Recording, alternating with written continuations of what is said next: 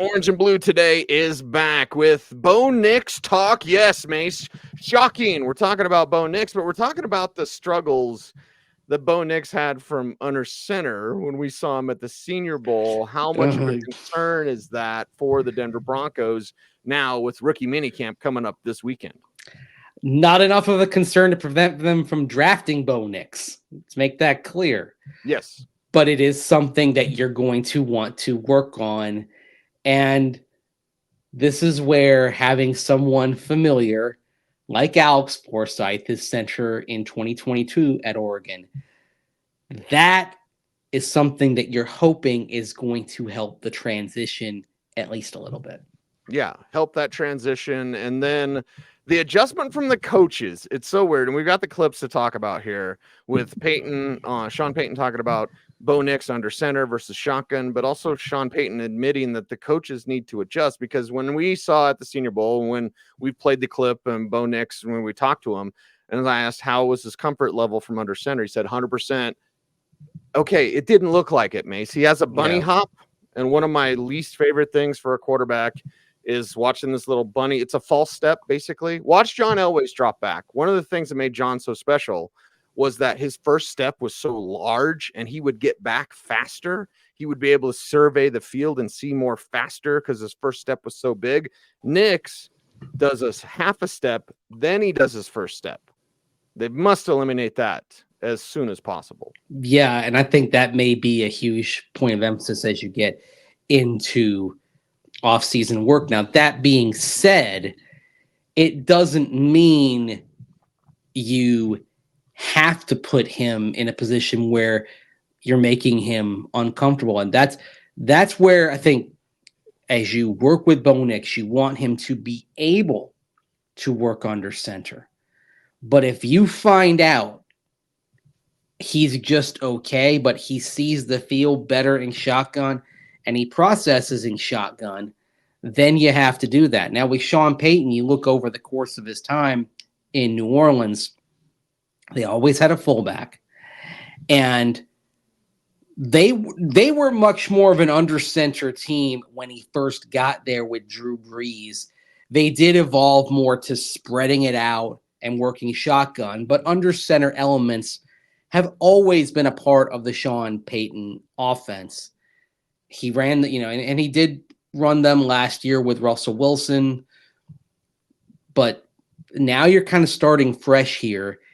And frankly, this is interesting because if you see that let's say Bo Nix is progressing in every way but his comfort under center.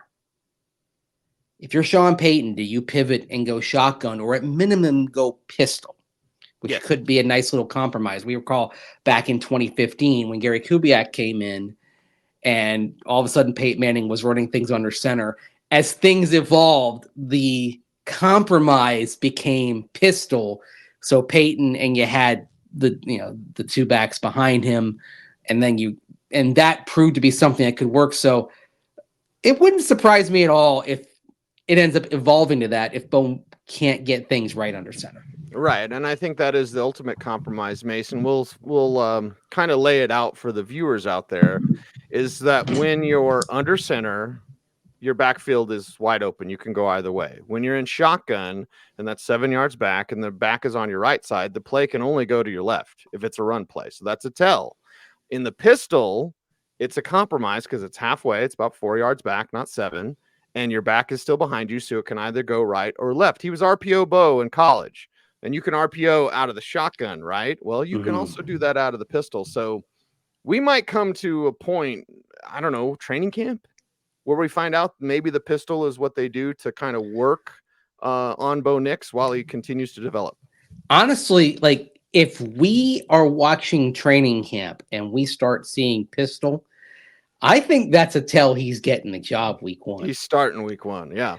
Because at that point, you're saying we're adapting to what we're doing or what he's doing. We're meeting him at this point. Like so that's something to keep your eye on if they start working that in. Again, not a primary formation, but you're still going to want to have the fullback. They've re-signed Mike Burton back in March.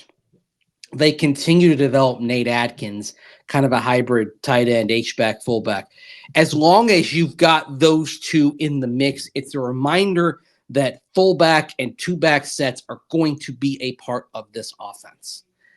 And if Nix is more comfortable with a shotgun snap, being at least a few yards deep than operating under center, that's why I'd say the pistol becomes maybe that compromise you get to while he's developing. And maybe you say, okay, hopefully Bo Nix is going to have a 10 plus year career here. We can get the under center thing figured out at some point. Let's just get him out there and get him functioning. And the other thing is also it's incumbent upon the coach to kind of make that compromise. Look, Sean Payton compromised what he was doing last year for Russell Wilson's skill set. And doesn't get any credit for it. People still think he screwed over Russ. No, he didn't. He tried. It didn't work with that guy. Yeah, it didn't work, and yet he had 26 touchdowns and 8 picks. Right. Now, yes, the stats that are beyond surface level are what reveal what was going on. The EPA per play, everything. Yes. Mm-hmm. But he was able to make it work to where some of the bottom line numbers actually were not impressive, but good. Like it was, the top line numbers reflected a pretty good season. Everything below that, and of course, how many sacks Russell Wilson caused. These are the things that are why we're talking about Russell Wilson not being the quarterback of the Broncos today. Right. But there was an effort to meet Russell Wilson at his skill set. And a big part of that is just how many route concepts simply didn't exist in this offense that you were used to seeing in the Sean Payton offense. Yeah, like slants, like sail concept. We talked about maybe, before the injury, maybe Tim Patrick can become the slant god, right? Maybe in this offense. And then you get out there, maybe Jerry Jeudy could have become the slant god. Then you get out there, and because you're meeting Russell Wilson where he exists, it's like, no, it's gone. It's just not there. It's not there. But it's going to be there this year. We'll see who's if Tim Patrick's not healthy or not all the way back, maybe we're talking about Josh Rutledge being that guy who runs a lot of slants. Yeah, Josh Reynolds again. Reynolds, gosh. I cannot. This is my tick now. Is just calling him Josh Rutledge rather than Josh Reynolds. Okay, you need like a drinking game for that. I out myself as a baseball guy every time I call Josh Reynolds. Josh Rutledge. Everybody. Yes, you're just teamhead, that's for sure. Now we've got 2 clips for everybody today. The coaches must adjust is kind of what we're talking about right now, but we also do have Payton on Nix under center versus shotgun. Which one should we play for the folks first, Mace? Let's talk about Nick. Let's play that second one that you mentioned first, like talking about Bo Nix operating under center versus shotgun. Here we go. But I think that it's the process of the fundamentals of, and it's, you don't assume anything. You start with a proper huddle and cadence. I think, look, the other element is more and more we're seeing these guys in shotgun offenses. And so, we'll be flexible that way. And that was the case really with Russ. And, Drew was a little bit more under center than later in his career. We began to evolve to more shotgun. So I think it's still about trying to find the things that they do well. And I think most importantly, and we talk about it all the time, is what's the vision. And so the scouts scout the player, they read, coaches look at the player, all of us, the front office, what's the vision, how do we, and it's important that that's articulated and to increase your chance of success. I love it. And isn't it weird how Breeze evolved to more shotgun later? Yeah. Nick might start more shotgun and then slowly work more center in. Kind of opposite there. But it shows how things can change over time. And also, again, hopefully we're talking about 10 years for Bo Nix, right? Mm-hmm. Look, if Sean Payton's here for 10 years and Bo Nix is here for 10 years, You're thrilled. That means this worked. It's working. Yes. It's working. And it means it worked. It means you got back to relevance. It means excitement was back in Broncos country. I think this is what everyone should be rooting for around the Broncos is, yeah. I know there are people out there who probably can't stand Sean Payton. Some people like he is polarizing, but if you give a damn about the Broncos, you want this to work.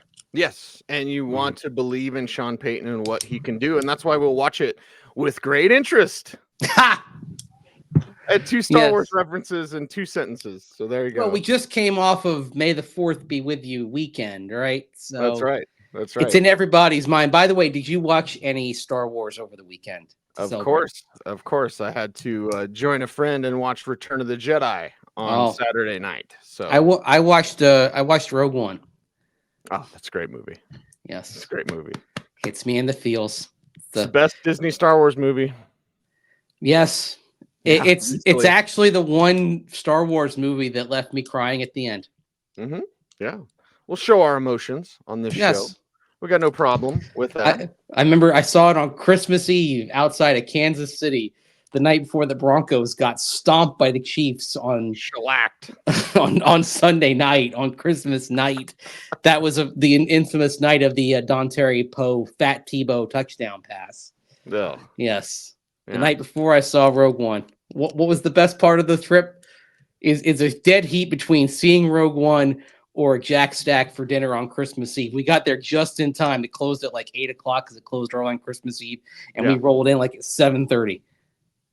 Okay. And they were patient. They didn't kick us out. They didn't force us out. They let us enjoy our meal. Probably because a lot of people went in there right there close to closing time, unfortunately. Right.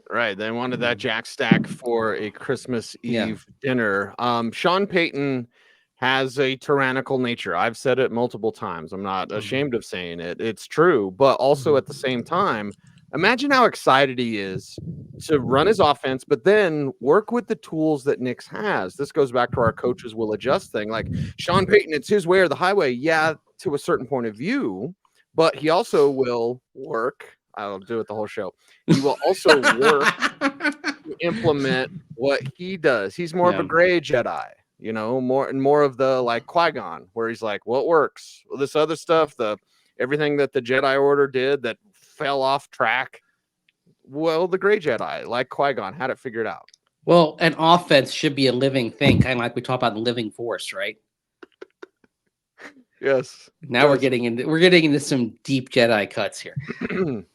Yes, well. It should be a living thing that evolves based on the strengths and weaknesses of the personnel. It should not be a static thing. I mean, we talk about Sean Payton concepts, and basically what we're saying is like that there are things that he would prefer to do. Like if it's the symphony, the way he's writing it, it's a lot of slants. It's quick reads. It's setting the receivers up for yardage after the catch. It's spreading out. It's fanning out and only keeping 5 at home, fanning out the targets, spreading out the defense. And then this is where I think Bo Nix can really cause some problems for opponents. If you fan them out and it's man and they don't have a spy, Bo's going to take off for a quick 20 yards. Yep. And that's another thing. One thing I think I want to ask Sean Payton at the end of this week when we have the press conference with him after practice at rookie minicamp is about Bo Nix as a runner. I feel like that's the one thing we didn't really get into with Sean Payton back during draft weekend. Yes. There were so many other things to touch on. But Bo as a runner, this is a dynamic element that I think he's going to have some fun with. Oh yeah. And also it's going to help Nix early because I think we're going to see a lot of 1-2. If it's not there, take off, get something with your legs. Now be sensible, slide, get to the sideline. But he's a quick runner. I mean, this is the thing. Like he will operate from the pocket, but he is a good runner. Take advantage of that while he develops as a pocket passer in the NFL. especially early. And then as time goes on and he becomes more settled in the pocket and he ages, then you're doing less and less of that. But it can still be something that's always there to a degree, always Yes. a threat. And as a young player, Mace, you bring up the F word of fun. Like, yes, Sean Payton's going to have fun this year, working his offense, working with Bo Nix. I'll mention the C word and confidence. Yeah. Like the confidence that Nix will have the freedom to be able to, when people say like Nix is a robot, okay, kind of, but he will have the ability and the freedom to improvise and take off to run if he needs to, because he sees it quick, because it's not necessarily like improvising, holding on the ball too long, Russell Wilson type stuff. It's like, hey, everybody's covered. I'm taking off to run. And the decision is immediate. It's almost as fast as he makes the decision to throw. Kind of the opposite of last year. It's it's going to be 2.2 seconds to throw or 2.2 seconds to take off. Yep. This is where the processor comes in. Because what happened too often last year, Russell Wilson didn't decide. Yeah. And playground. Yeah. And if you choose not to decide, you still have made a choice. That's right. Coaches have to adjust. Something that Sean Payton talked about post-draft presser, Mace. Let's play it right now. I think it's the transition for the coach. He's been under center, and look, we're not going to the moon and back to step under center. But what I said earlier is, and I think the same way with Zach when he played at BYU, and really Stiddy. And now Jarrett is that experience under center because he's been at New England and in Las Vegas, and will play under center. But it gets back to, developing around what his strengths are. And so, look, the job is to pay attention to that and move in those directions. And, we'll adjust. But they'll all look. These guys will all take snaps under center. You see it at the Senior Bowl. They do it at their pro day with the workouts. I think they'll be fine. And look, he's got specifically, and I'm just talking about Bo. His warm fuzzy blanket is the center that played with him a year ago. So that'll be nice. That'll be nice. Yes. I think it will. I think it'll be real nice for Broncos fans and for Sean Payton, again, having fun.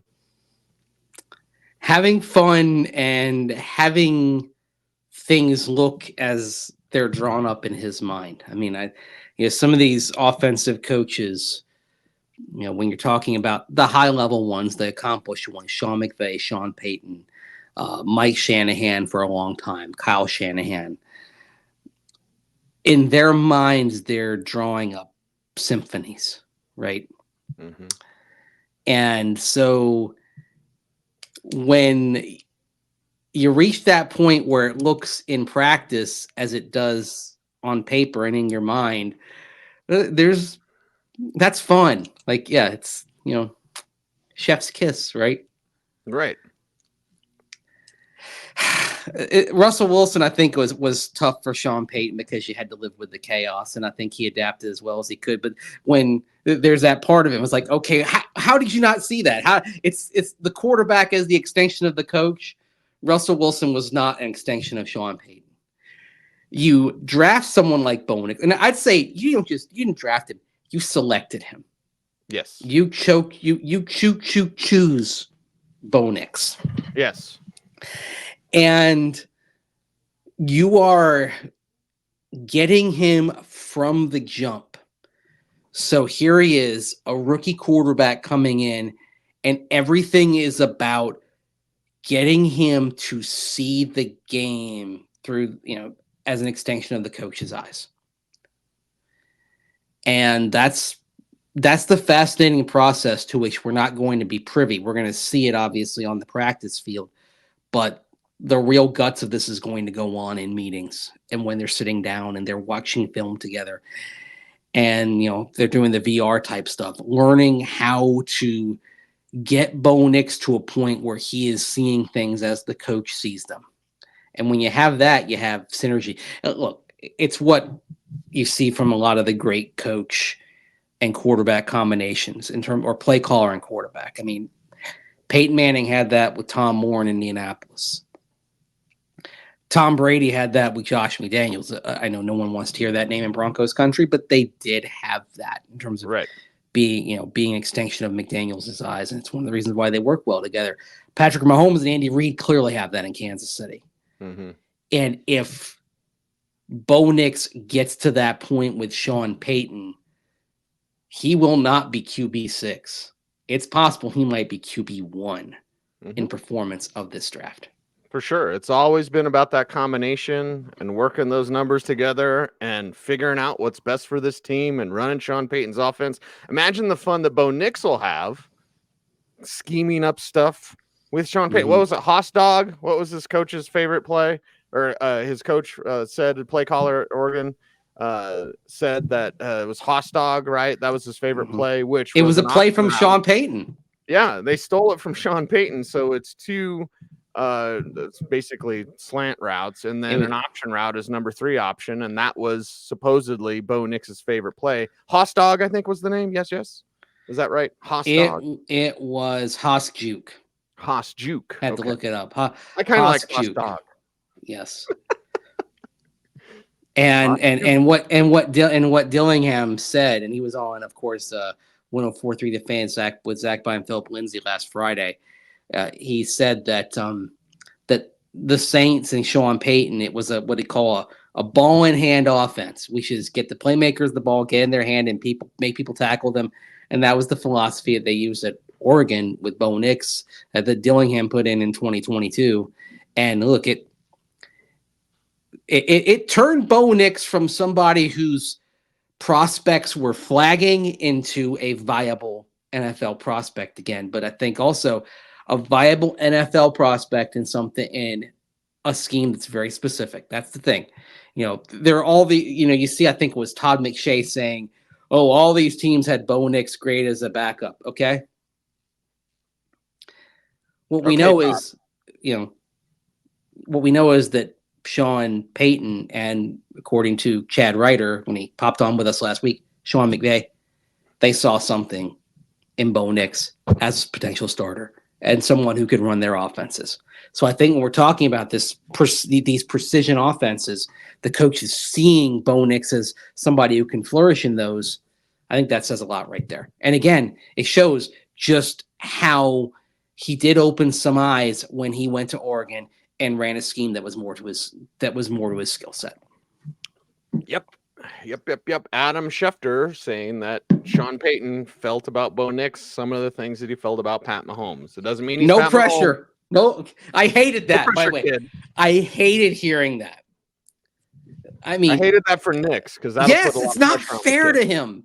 Right. Like now, if when we toss around names like Matt Ryan and Derek Carr, yeah, I think those are fair in terms of if things work, what does it look like? Yes. And I think that, and the question will be, is that enough for Broncos country? Because I believe what you're talking about is somebody who's very effective running that scheme, effective in that offense, but probably lurks in that, if it works out for Bo Nix, lurks in that second tier of quarterbacks. Is that enough? We're fixing to find out, as Gary Kubiak would say. That's what we do on this show. It is orange and blue today. Cecil Lammey and Andrew Mason. We certainly appreciate y'all. We're working you up to rookie mini camp. We got a special tight end show for you coming up on Wednesday. Friday, we'll be previewing what we want to see at rookie mini camp. We'll have a Saturday show for you as well, Mace. And of course, we'll keep the narrative going about these Denver Broncos because it's exciting. It is. It's 5 days a week all year long, like it or not. And sometimes 6, sometimes 7. Yes. But that's okay because that's what we do. He's Andrew Mason. You follow him on those socials at Mace Denver. But before I'm out of here, Mace, how do they help us out on YouTube? Like, comment, share, subscribe, hit that notification bell so that you never miss a vid. That's right. He's Mace. I'm Cease. OBT is a BFD. Thanks everyone out there for watching. Thanks for helping us grow our YouTube channel, almost to 11,000 subscribers. Thank you very much. That's all because of you. He's Mace. I'm Cease. Stay tuned, and would you please stay frosty,